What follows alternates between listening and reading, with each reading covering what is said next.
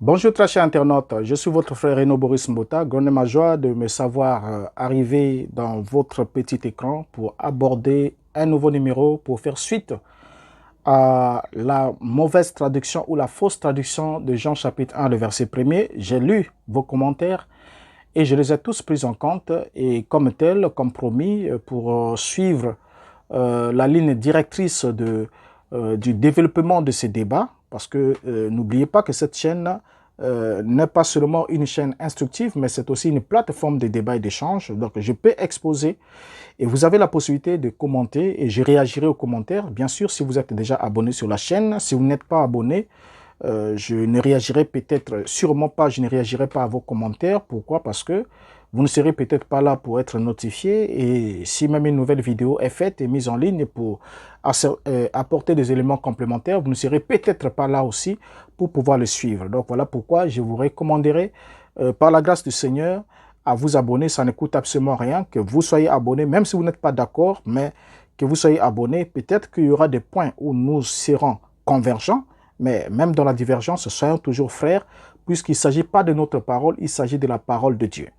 Alors, nous allons pour faire suite à l'interprétation au texte de Jean chapitre 1, le verset 1er, que nous avons compris ensemble avec vous, que la conclusion que nous avons dans la plupart de nos Bibles, qui dit la parole était Dieu, était fausse, nous l'avons démontré, et je crois que ceux qui, d'entre vous, avec un esprit d'honnêteté, ont reconnu que nous étions vraiment en erreur, et ont adopté une bonne attitude devant le Seigneur. Gloire soit rendue à Dieu pour cela. Maintenant, aujourd'hui, nous allons parler du deuxième verset.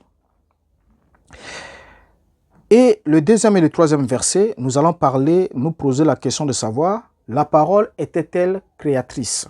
Voilà. La parole était-elle créatrice? C'est important.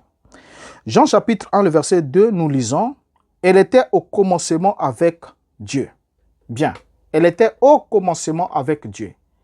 Qu'est-ce qui était au commencement avec Dieu? La parole. La parole. Alors, déjà ici, lorsque nous avons « elle était au commencement avec Dieu », on constate une chose. On constate que le mot « avec » est une préposition. Préposition en français qui sert à indiquer, c'est un mot en français qui sert à indiquer l'accompagnement, l'association ou encore la présence conjointe de personnes, d'objets ou de concepts. Et c'est un mot qui, en quelque sorte, établit une relation de proximité ou de participation entre différents éléments. Par exemple, quand je dis dans une phrase, j'ai dit « je vais au marché avec mes amis ». Quand je dis « je vais au marché avec mes amis », le mot « avec » indique que la personne est, en quelque sorte, que tel que je suis là, je suis accompagné de mes amis. Quand je dis « je vais au marché avec mes amis », cela indique que je suis accompagné de mes amis, donc je ne suis pas seul. Donc ce mot est aussi utilisé pour exprimer l'utilisation d'un outil, par exemple, ou encore d'un moyen, comme lorsqu'on dit, par exemple, j'écris avec un stylo. Ça veut dire que j'écris à l'aide du stylo. C'est moi qui fais l'action, mais l'instrument que j'utilise pour écrire, c'est le stylo. Donc, c'est important que nous notifions, comme je l'ai dit dans l'autre numéro, la parole est écrite dans une langue. La langue a des règles, il y a une grammaire et tout. Et c'est important que lorsque nous lisons, que nous comprenons ces petits détails-là, qui vont nous aider pour que nous ne puissions pas avoir des conclusions hâtives. Parce que celui qui comprend, il y a une chose, comme Christ dit, la sémence qui tombe sur la bonne terre est celui qui entend la parole et qui la comprend. Comprendre signifie saisir le sens, la substance, la quintessence de chaque mot. Saisir les choses dans leur contexte véritable. C'est là qu'on parvient à la compréhension. Or, s'il n'y a pas la compréhension, il n'y a pas la vie. Donc, en outre, le mot « avec » qui est utilisé ici, puisqu'on dit « elle était avec Dieu au commencement ». Le mot « avec » ici peut impliquer une relation de manière ou de conditions indiquant la façon dont une action est réalisée ou les circonstances qui l'entourent. Par exemple, lorsqu'on dit « j'ai fait ce travail avec soin », avec soin signifie que quelque chose a été fait de manière soigneuse. Alors, dans les expressions telles que « avec le temps », le mot « avec » introduit alors un élément temporel, suggérant une évolution ou un changement en relation avec le passage du temps. Alors, à titre de rappel, on doit bien saisir le sens du mot logos, comme nous avons évoqué dans le numéro précédent. Pour ce faire, nous devons voir comment les Juifs comprenaient ces mots, parce que la parole d'abord était écrite dans une époque, une période. Nous devons voir comment les Juifs comprenaient le mot logos en regardant le cousin de ce mot hébreu qui est dabar, donc traduit par parole. Alors, il est plus dynamique, le mot plutôt dabar est plus dynamique que son cousin grec. Parce que dans le mot dabar, l'une des significations fondamentales de la racine de dabar, c'est être derrière. Ça veut dire quoi? Ça veut dire que dabar nous permet de saisir ce qui est caché derrière, ou encore ce qui nous permet d'être capable d'avancer par derrière. Alors, ceci est cohérent avec l'idée sémitique selon laquelle, lorsque Yeshua vient, il parle dans Luc chapitre 6, le verset 45, il dit « L'homme bon tire de bonnes choses du bon trésor de son cœur, et le méchant tire de mauvaises choses de son mauvais trésor. Car c'est de l'abondance du cœur que la bouche parle. » Donc, en d'autres termes, ici, selon les paroles de Christ, c'est ce qui est dans le cœur qui anime l'esprit, puis la bouche, et enfin les actions. Donc, nous pensons, nous disons et nous faisons. OK? Donc, tous ces trois éléments-là, chez les Hébreux, ce sont tous les éléments du dabar, donc de la parole. Donc, si en grec, nous avons le logos, mais chez les Hébreux, ils ont le dabar, et dans le dabar, il y a l'intention, donc la pensée, il y a la parole, et il y a aussi l'action découlant de ce que nous avons pensé ou avons dit ou n'est pas dit. Alors, donc, en d'autres termes, c'est ce qui est dans le cœur qui anime notre esprit. Et ensuite, la bouche l'exprime et enfin, cela devient l'action. C'est comme ça que dans Marc chapitre 7, le verset 21 à 23, nous lisons « Car c'est du dedans, c'est du cœur des hommes que sortent les mauvaises pensées, les adultères, les impudicités, les meurtres, les vols, les cupidités, les méchancetés, la fraude, le dérèglement, le regard envieux, la calomnie, l'orgueil, la folie. Toutes ces choses mauvaises sortent du dedans et souillent l'homme. » Voilà. Donc déjà ici, c'est du cœur de l'homme que sortent quoi? Sortent les mauvaises pensées. Nous sommes déjà au niveau de la pensée, c'est le dabar. OK? Les adultères c'est des actes. Les impudicités, les meurtres, c'est des actes. Les vols, la cupidité, la méchanceté, la fraude, le dérèglement, les regards envieux, les calomnies, toutes ces choses-là, l'orgueil et la folie, toutes ces choses-là, il dit toutes ces choses mauvaises sortent du dedans et suivent l'homme. Bien. Nous voyons le sens du mot dabar. Développé selon une ligne définie par 3 points, on peut parler de dabar comme étant la pensée, comme étant la parole et enfin comme étant l'action. Cela montre que dans l'esprit des Hébreux, lorsque un Hébreu parle de la parole, au fait, pour les Hébreux, les paroles étaient équivalentes aux actes. Parce que les paroles étaient équivalentes aux actes et de ce fait, étaient en quelque sorte intégrées dans la construction même de la langue elle-même. Donc, pour un Hébreu, le mot dabar signifie non seulement la parole, mais aussi les actes. Dans dabar, il y a la parole, il y a aussi les actes. C'est comme ça que quand on lit le texte hébreu de Genèse chapitre 24, le verset 66, on se rend compte que lorsqu'on lit, on voit que le serviteur d'Abraham raconta à Isaac toutes les paroles, donc les dabar qu'il avait faites. C'est ce qui est rapporté, n'est-ce pas? Or, quand on prend la version Ségan, il a dit, verset 66, Genèse 24, verset 66, il a dit, le serviteur raconta à Isaac toutes les choses qu'il avait faites. Là, on se traduit par les choses, c'est dabar. Vous voyez? Donc, il aurait pu être traduit par parole. Donc, il n'a pas raconté toutes les paroles qu'il a faites, parce qu'on ne fait pas les paroles, on fait les actions. Donc, ici, on comprend que la parole étant comprise comme la fonction la plus élevée de l'homme, elle est en quelque sorte, pour cette raison, identique à son action. Donc, parole et acte ne sont alors pas compris comme deux significations différentes du dabar en hébreu, mais L'acte est la conséquence du sens fondamental et inhérent du mot dabar. Alors, comment est-ce que nous en sommes? Pourquoi est-ce que nous abordons cette question d'abord sur la parole? Puisqu'il s'agit, on parle ici de la parole, ok? Nous parlons de la parole. On nous dit elle était avec Dieu au commencement. Parce qu'avant qu'on avance, elle était avec Dieu au commencement. Alors, les erreurs sont souvent commises lors d'une lecture superficielle d'un passage donné. Quand on fait une lecture superficielle, on a une compréhension superficielle et du coup, on sèche. Comme une sémence qui est tombée dans une terre peu profonde, elle est superficielle et les racines flottent. Quand le soleil frappe, au lieu que le soleil frappe la plante et que les racines soient protégées à cause de leur profondeur, les racines subissent les rayons solaires et la plante meurt.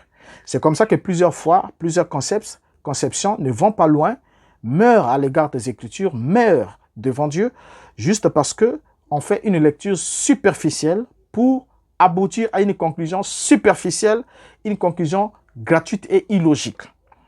Jean chapitre 1, le verset 3, nous dit quoi? Toutes choses ont été faites par elle, et rien de ce qui a été fait n'a été fait sans elle. Bien, c'est là, ça devient intéressant, ok? La lecture superficielle de ce verset nous dira que c'est la parole qui a créé toutes choses. La parole a créé toutes choses. La parole est créatrice. Ok? Ça, c'est la lecture superficielle. On dira non, tu vois, elle était au commencement. La Bible dit toutes choses ont été faites par elle. Et rien de ce qui a été fait n'a été fait sans elle. Toutes choses ont été faites par elle. Rien de ce qui a été fait n'a été fait sans elle. Donc la parole est créatrice. D'autant plus que, déjà le verset premier avait conclu que la parole est Dieu. Mais puisque Dieu est créateur, donc le verset 2, le verset 3, peut alors logiquement dire ce qu'il dit, que toutes choses ont été faites par elle et rien de ce qui a été fait n'a été fait sans elle. Alors, puisque la parole de Dieu est l'essence divine, alors Dieu se sert de sa parole pour créer. Dieu se sert de sa parole pour créer. Suivez, c'est là où ça devient intéressant. N'oublions jamais de lire le verset charnière qui est le verset 2. Et ce verset nous montre que la parole était au commencement avec Dieu. Ok? La parole était au commencement avec Dieu. Elle était au commencement avec Dieu. N'est-ce pas? C'est un verset charnière pour comprendre le verset 3. Elle était au commencement avec Dieu. Nous avons déjà expliqué la proposition avec. Alors, un peu de grammaire devra aider ceux qui lisent ces versets pour savoir que le verbe faire qui est conjugué ici dans ces versets est conjugué à la voix passive. On est obligé d'entrer là parce que nombreux d'entre nous ont oublié ces cours et d'autres ont séché les cours pendant qu'on donnait ces instructions de grammaire, mais qui aujourd'hui rattrapent beaucoup de prédicateurs, beaucoup d'enfants de Dieu. Pourquoi? Parce que nous lisons les textes qui sont écrits dans une langue, mais nous n'avons aucune connaissance des règles grammaticales de cette langue. Et c'est comme ça que nous allons faussement dans le décor, nous donnons toutes sortes d'interprétations et nous avons toutes sortes de doctrines parce que nous n'avons pas compris. Parce qu'on ne peut pas bien rendre ce dont on n'a pas compris. Déjà ici, gardons le verset devant nous, Jean chapitre 1, le verset 3, nous lisons quoi? Toutes choses ont été faites par elle. J'aimerais qu'on souligne ont été faites. On le met en gras pour que vous compreniez. Ont été faites par elle. Et rien de ce qui a été fait n'a été fait sans elle. Donc, qu'est-ce qu'on comprend ici? Le verbe faire est conjugué à la voix passive. Ce qui montre que le sujet subit l'action décrite par le verbe. Et ça, nombreux ne le savent pas. Lorsqu'on parle de la voix passive, c'est comme, je peux prendre un exemple. La différence entre la voix passive et la voix active, c'est que dans la voix passive, le sujet subit l'action. Par contre, dans la voix passive, le sujet subit l'action. Et dans la voix active, le sujet fait l'action. Je peux prendre un exemple. Les députés votent la loi. Là, le verbe voter est conjugué à la voix active. Les députés font quoi? Votent. Votent quoi? La loi. Les députés votent la loi. N'est-ce pas? Là, nous sommes à la voix active. C'est les députés qui font l'action. Mais on peut dire la même chose dans une autre tournure. On va maintenant dans la voix passive. Dans la voix passive, il y a l'introduction de l'auxiliaire être. Quand l'auxiliaire être intervient, cela change. Nous aurons quoi? La loi a été votée par les députés. La loi a été votée par les députés. Donc, en ce moment-là, nous avons la loi qui a été votée. Donc, la phrase est maintenant à la voix passive. Ça veut dire quoi? La loi qui est le sujet subit l'action et les députés qui deviennent le complément d'agent, c'est eux qui font l'action. La loi a été votée par les députés. Ce sont des notions simples, élémentaires de grammaire qui ont échappé à beaucoup d'entre nous de pouvoir faire la distinction entre la voix passive et la voix active. Lorsqu'il y a l'introduction de l'auxiliaire être, nous passons de la voix passive à de la voix active à la voix passive. Maintenant ici, dans notre passage, nous lisons « Toutes choses ont été faites par elle ». OK? Toutes choses ont été faites par elle. Alors ici, le sujet qui est la parole subit l'action. Toutes choses ont été faites par elle. La phrase est à la voix passive. Elle n'est pas à la voix active. Ce n'est pas elle qui fait toutes choses. Mais c'est toutes choses qui ont été faites par elle. Maintenant, on va chercher à découvrir quelle est l'entité qui fait l'action dans cette phrase, alors que le sujet qui est la parole ici subit l'action. Alors, la question que nous avons à nous poser est d'abord la suivante. Qui a fait toutes choses par la parole? Parce que toutes choses ont été faites par elle. Mais qui a fait toutes choses par la parole? C'est là la bonne question. Qui a fait toutes choses par la parole? En bref, ce n'est pas la parole qui crée, mais c'est quelqu'un d'autre qui crée par l'entremise de la parole. C'est là ce que ce verset montre. Quelqu'un d'autre qui crée par l'entremise de la parole. Donc, c'est quelqu'un d'autre qui se sert de la parole pour créer. Il se sert de la parole pour créer. Ce qui sous-entend que la parole est un élément passif de la création, alors que Dieu est l'auteur et l'acteur de cette dernière. Ça commence à devenir un peu clair, n'est-ce pas? La parole est un élément passif de la création. Mais Dieu est l'auteur et l'acteur de la création. Voilà pourquoi quand on prend ce même verset, Jean chapitre 1, le verset 3, dans la version traduction littérale Alain Dumont, c'est important qu'on prenne la traduction littérale, parce que ici on n'a pas eu besoin de prendre le grec, ça ne pose pas trop de problème, mais on prend la traduction littérale, et qu'est-ce qu'il nous a dit? Il a dit, tout à travers elle est advenu, et sans elle n'est pas même advenu une seule, ce qui est advenu. Voilà, ça c'est la traduction littérale. Et quand on prend la traduction parole de vie, il est dit, par elle, Dieu a fait toutes choses et il n'a rien fait sans elle. Ça c'est la traduction parole de vie. Et lorsqu'on prend la traduction, la Bible en français courant, il est dit, Dieu a fait toutes choses par lui, donc le verbe, rien n'a été fait sans lui. Et lorsqu'on prend la traduction, les évangiles de l'ACBAC, il a dit, Dieu a fait toutes choses par lui, donc le verbe, rien n'a été fait sans lui. Alors donc on voit ici, dans tous ces versets, que Dieu est l'auteur ultime de la création, et il est hors de question alors d'attribuer cette qualité à qui que ce soit d'autre qui fasse de ces derniers Dieu. Alors, tout ce que nous voyons autour de nous, tout ce que nous voyons autour de nous a un début, mais Dieu, lui, n'a pas eu de commencement. Et le tout premier verset même de la Bible, dans Genèse chapitre 1, le verset 1 nous dit, au commencement, Dieu créa les cieux et la terre. Vous voyez, Dieu créa les cieux et la terre. Ce n'est pas la parole qui crée, mais c'est Dieu qui crée. Vous voyez, c'est comme ça que la Bible, si on n'a pas compris Jean chapitre 1, le verset 3, on retourne lire Genèse chapitre 1, le verset 1er, et on va comprendre. Donc, c'est Dieu qui crée, ok? Dieu crée.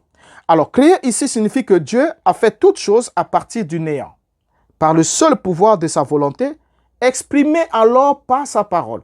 Dieu fait toujours, dit toujours ce qu'il fait. Il prononçait la parole, il annonçait ce qu'il avait à faire. Il prononçait la parole avant d'agir. Vous voyez, il libérait la parole avant d'agir. Donc, en d'autres termes, tout ce que les hommes fabriquent, par exemple, tout ce que les hommes fabriquent de leur côté, ils les fabriquent avec des matériaux qui existent déjà, soit ça peut être du bois, de la pierre ou encore du papier, de l'argile, etc. Mais pour faire le monde, Dieu, lui, de son côté, ne s'est servi d'aucune matière première. Car il n'existait absolument rien. Car lui seul qui a donné la vie à tout ce qui existe actuellement. Alors, c'est ce que veut dire le mot créer. C'est ce que veut dire le mot créer à titre de rappel. Vous voyez? Alors, c'est Dieu qui a créé l'immensité, l'immense soleil que nous avons. Il a créé la lune dans toute sa beauté. Il a créé les étoiles qui scintillent la nuit pour la beauté du ciel. C'est lui aussi qui a créé les planètes et les a placées sur leur orbite. Donc, avant qu'il crée tout cela, il n'existait absolument rien. Absolument rien. Alors, notons que à quel moment intervient la parole? On doit noter, comme je l'ai dit un peu plus haut, que tout acte créateur de Dieu est précédé par l'expression de la parole. C'est ce que nous lisons. C'est ce sens-là qu'il faut comprendre Jean chapitre 1, le verset 3. Que tout acte créateur de Dieu est précédé par la parole, puisqu'elle était avec Dieu au commencement. Vous voyez, elle est avec Dieu au commencement. Regardez, Genèse chapitre 1, le verset 3, va nous dire ce qui suit. Dieu dit que la lumière soit et la lumière fut. Or, quand vous prenez Genèse 1, verset 3, cela vous permet de comprendre Jean chapitre 1, le verset 3, qui dit en elle a été créée toute chose et rien de ce qui a été fait n'a été fait sans elle. Donc, Genèse chapitre 1, le verset 3 nous dit, Dieu dit que la lumière soit et la lumière fut. Or, dire ici signifie exprimer la pensée, le sentiment, les intentions par la parole. Donc, Dieu s'exprime. D'abord, Dieu dit. Dieu dit. Et quel est le contenu de ces paroles? Que la lumière soit. Et la Bible dit, et la lumière fut. Donc, on comprend ici que lorsqu'on va un peu plus loin, on va voir que lorsque Dieu crée, après avoir créé, la Bible dit, montre que, à la boucle de la création, Genèse chapitre 2, le verset 2, il a dit, Dieu acheva au 7e jour son œuvre qu'il avait faite et il se reposa au 7e jour de toute son œuvre qu'il avait faite. Et le verset 3 nous dit, Dieu bénit le 7e jour et il le sanctifia parce qu'en ce jour, il se reposa de toute son œuvre qu'il avait faite en le faisant. Donc, on voit bien ici, on voit bien que c'est Dieu qui débute la création et c'est aussi lui qui achève la création. C'est Dieu, ok? C'est Dieu qui commence à créer, c'est aussi Dieu qui achève la création. Mais seulement, lorsque Dieu était sur le point de créer l'homme, tout comme toute chose, vous allez constater, comme nous l'avons montré, que tout acte créateur de Dieu était précédé par l'expression de la parole. Vous voyez? Et lorsqu'il veut créer l'homme, nous lisons dans Genèse 1, le verset 26, il est dit, puis Dieu dit, c'est important, Dieu dit, le verbe dire toujours, Dieu dit, faisons l'homme à notre image, selon notre ressemblance, et qui domine sur les poissons de la mer, sur les oiseaux du ciel, sur le bétail, sur toute la terre, et sur tous les reptiles qui rampent sur la terre. Donc, on voit bien ici, par l'emploi du verbe et des adjectifs au pluriel, que Dieu s'adresse à une autre entité. Donc, il n'est pas seul, ok? Il s'adresse à une entité, il dit, faisons l'homme à notre image, ok? Faisons l'homme à notre image. Mais quand il agit dans l'acte créateur, il agit seul. C'est là. il s'exprime, il libère la parole. Parce que, comme nous l'avons dit dans l'autre numéro, lorsque nous avons parlé de Jean chapitre 1, quand je pense, je parle à moi-même, ok, au-dedans de moi. Parce qu'il y a aussi le monologue. Quand je pense, je parle à moi-même. Mais quand je parle, je pense à autre voix. N'est-ce pas? Mais ici, quand nous lisons notre texte, nous nous rendons compte que lorsque Dieu dit faisant, ok, Dieu s'adresse à une entité.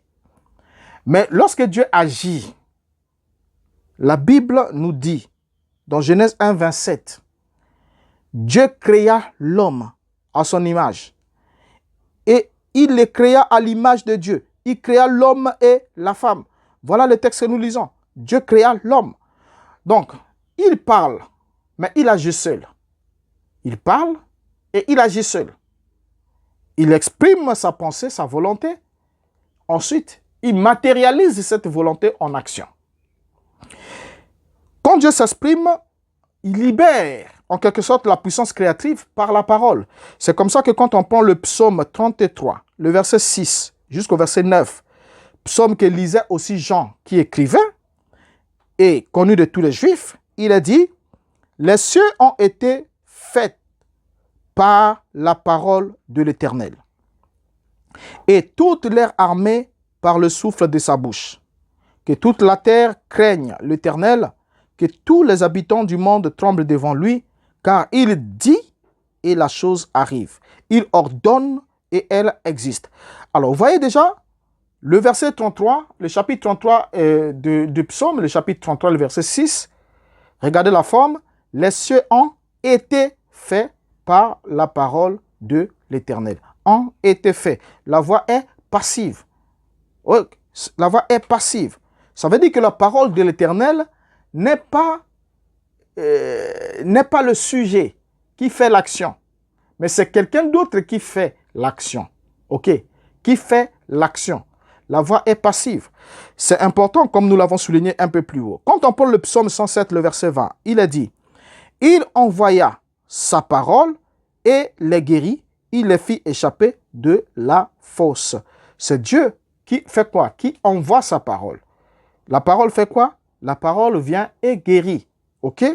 Or, dans Ésaïe, la parole de Dieu est présentée comme étant un agent indépendant de Dieu. Quand on prend Ésaïe, on voit que la parole de Dieu est présentée comme étant un agent indépendant de Dieu, mais pleinement au service de ces derniers. On peut lire dans Ésaïe 55, le verset 11. La Bible dit « Ainsi en est-il de ma parole qui sort de ma bouche. Elle ne retourne point à moi sans effet, sans avoir exécuté ma volonté et accompli mes desseins. » Donc on voit ici très bien que Jean qui écrivait s'appuyait sur les enseignements de l'Ancien Testament et Jean savait ce que nous sommes en train de lire ici. Jean connaissait l'implication de la parole. Dans Ésaïe 55, verset 11, la parole sort de la bouche de Dieu, elle va et la parole doit retourner à lui. Donc elle va et elle revient. Mais quand elle va, elle ne revient pas sans avoir exécuté la volonté de Dieu exprimée par elle, sans avoir accompli tous les desseins de Dieu. C'est la parole qui sort. Or, la parole est toujours une entité distincte de Dieu qui l'envoie. Il envoya sa parole, la parole est guérie. La parole sort de lui et va et pose l'action. Vous voyez?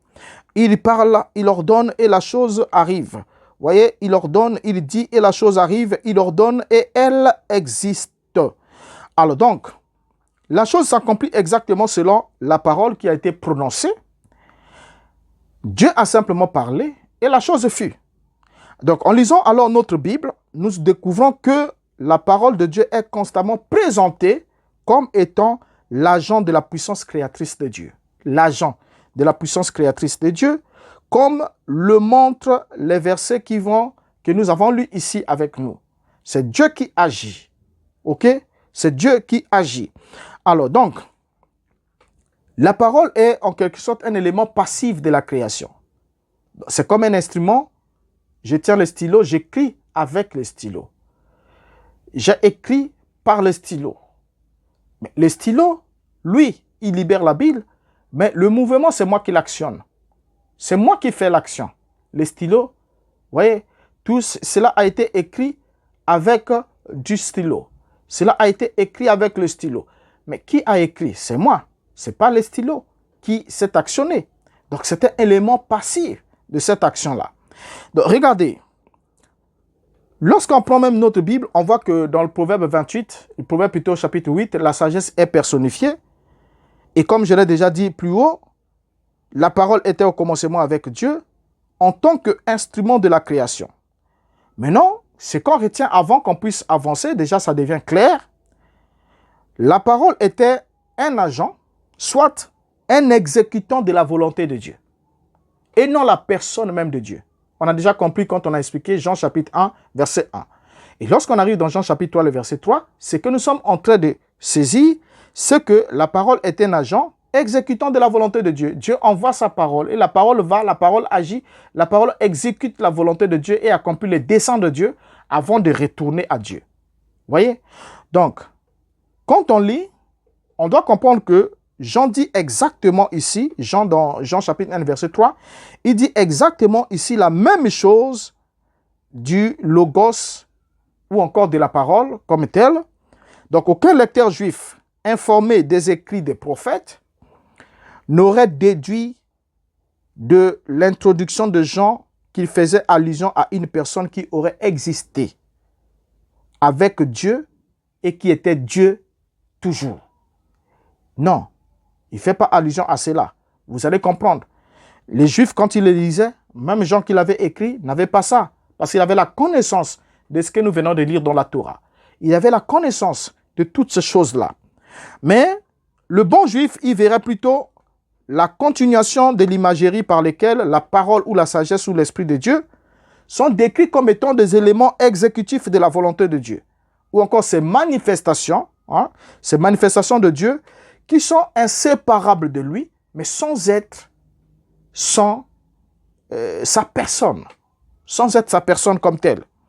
Alors, nous devons alors particulièrement noter que les Juifs étaient sans équivoque monothéistes et ils ne croyaient en aucun cas à un Dieu trinitaire. Ils connaissaient les idiomes de leur propre langue et comprenaient avec la sagesse la parole et la puissance de Dieu, même étant personnifiés, ne représentaient en aucune façon de véritables personnes, notamment la personne même de Dieu. Non, les Juifs comprenaient ça.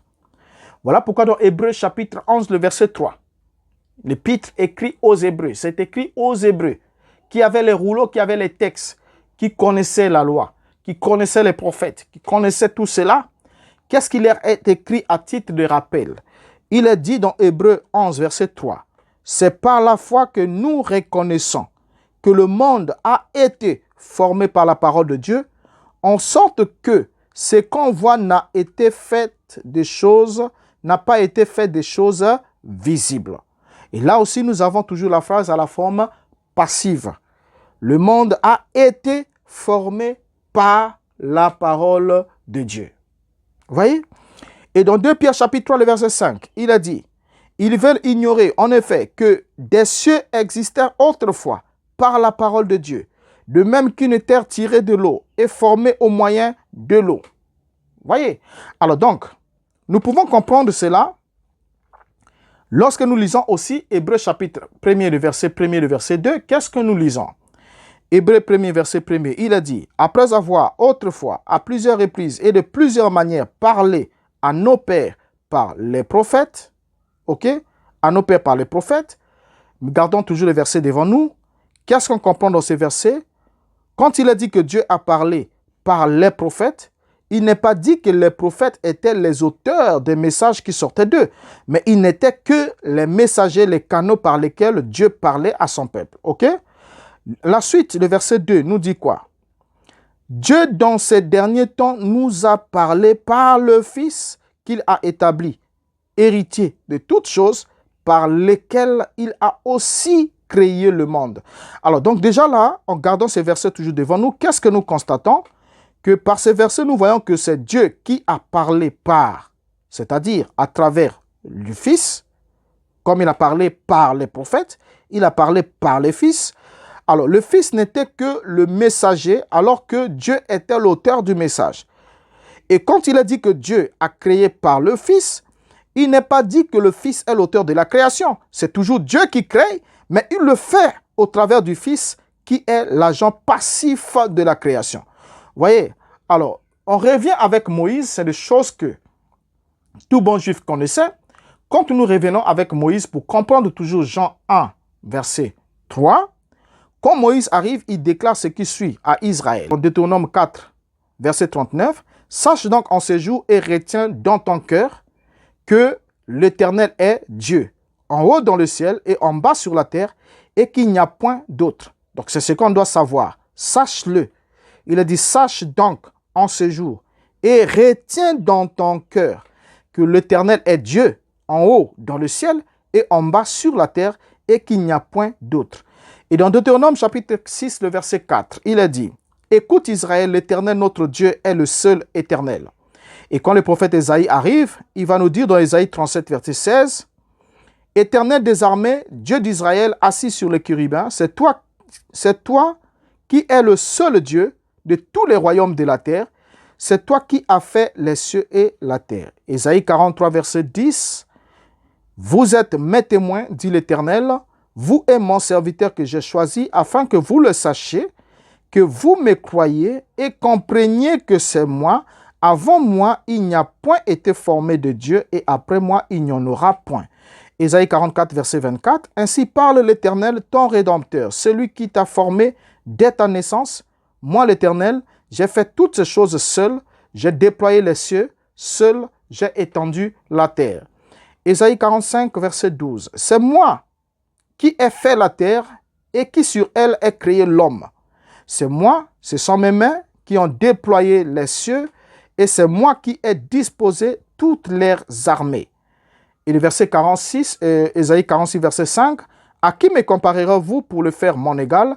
À qui me ferez-vous ressembler pour que nous soyons semblables? » Et le verset 9, il est dit, « Souvenez-vous de ce qui s'est passé dès les temps anciens, car je suis Dieu et il n'y en a point d'autre. Je suis Dieu et nul n'est semblable à moi. » Alors, lorsque le Christ arrive, dans Matthieu chapitre 11, le verset 25, il va souligner, « En ce temps-là, Jésus prit la parole et dit, « Je te loue, Père, Seigneur du ciel et de la terre, de ce que tu as caché ces choses aux sages et aux intelligents, de ce que tu les as révélées aux enfants. » Et Jean chapitre 17, verset 3, « Or la vie éternelle, c'est qu'ils te connaissent, toi, le seul vrai Dieu, et celui que tu as envoyé, Jésus-Christ. » Donc bien, je crois que tout celui qui a deux oreilles a pu entendre.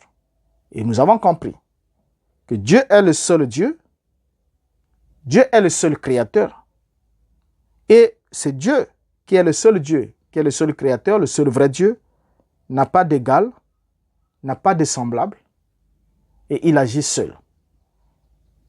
Lors de la création, il s'exprime, même quand il s'exprime au pluriel, mais il pose l'action en solitaire. Et il vient de nous dire que c'est seul qu'il a fait ces choses.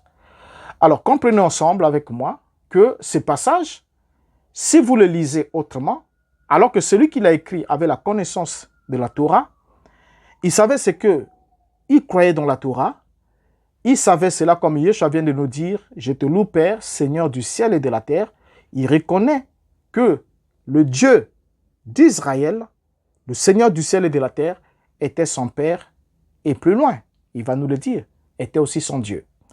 Alors, comprenez ensemble avec moi, Jean chapitre 1, verset 3, ne dit pas que la parole a créé toutes choses, mais nous dit plutôt que toutes choses ont été faites par elle. C'est-à-dire, Dieu a tout créé par la parole. En d'autres termes, Dieu a exprimé, il a pensé, il a dit, ensuite il a agi. Pour nous montrer que dans le domaine de Dieu, la pensée, la parole et l'action sont une même chose. Voilà pourquoi Yeshua va plus loin, il dit, « Quiconque regarde une femme pour la convoiter a déjà commis adultère avec elle dans son cœur. » L'adultère est une action, le regard, vous voyez, on regarde avec la pensée, un mauvais regard, avec convoitise, qui est une mauvaise pensée, mais pour Dieu c'est une action. Pourquoi? Parce que les actions proviennent de la pensée. Une pensée pervertie produira une parole ou une pensée pervertie, corrompue. Alors, comprenez ensemble avec moi que ces versets non plus, de Jean chapitre 1, le verset 3, ne permet pas à ce que vous puissiez le lire comme vous le lisez et que vous puissiez faire des conclusions hâtives comme vous tentez de le faire. Nous avons compris, Dieu a tout créé, mais Dieu a tout créé en s'exprimant. Il a parlé, il dit et la chose arrive, il ordonne et voici la chose existe. Je vous prends congé, vous dire au revoir. J'attends vous lire en commentaire, partagez le lien, soutenez-nous en prière, soutenez-nous logistiquement, matériellement, financièrement, pourquoi pas, de toutes les manières possibles, une œuvre qui doit aller loin. Nous devons nous soutenir et la faire ensemble pour que nous puissions réellement faire de cette plateforme une véritable plateforme d'échange. Et pour cela, seul, on peut aller bien sûr très vite, mais on n'ira pas très loin. Mais avec vous, ensemble, nous irons plus loin et plus loin pour comprendre, saisir, revenir et s'édifier, se construire dans la vérité et la pure et la véritable vérité. Je vous prends congé, vous dire au revoir et merci du temps que vous avez disposé pour me suivre. Que le Seigneur vous ajoute ses faveurs et qu'il vous accorde ce qu'il attend vous accorder au travers de cette vidéo. Je vous dis au revoir. Merci, à la prochaine.